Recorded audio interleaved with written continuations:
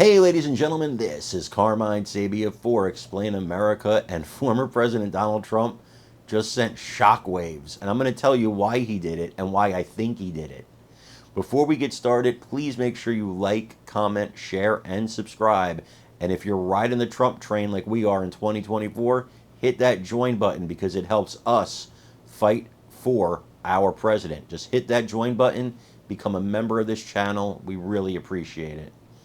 So Trump was on a podcast and he was asked about Joe Biden and the debate and what he thinks about heading into it. You know, you're going to mop the floor with him, you're going to destroy this guy. And Trump said no.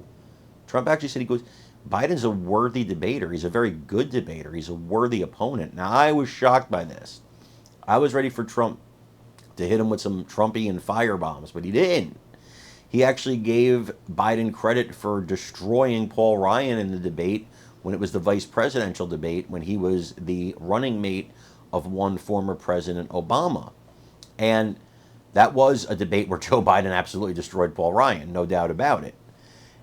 And I realized why Trump did it, and it's very smart. It's not just about complimenting Joe Biden. It's not just about taking the high road. What we have done as conservatives, we've talked about how we believe Biden is suffering from dementia.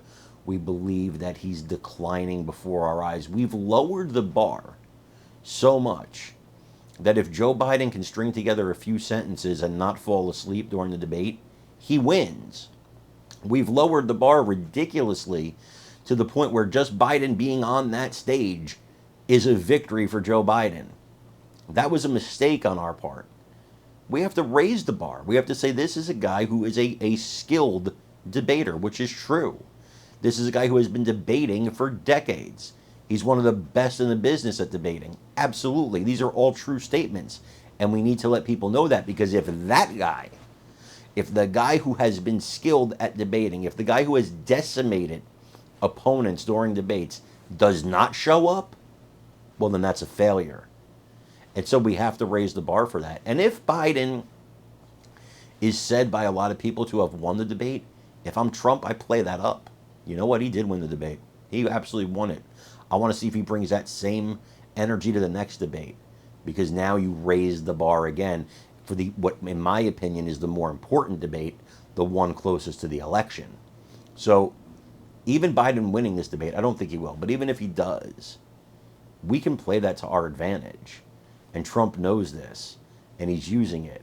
This is what you call 4D chess. It's very wise.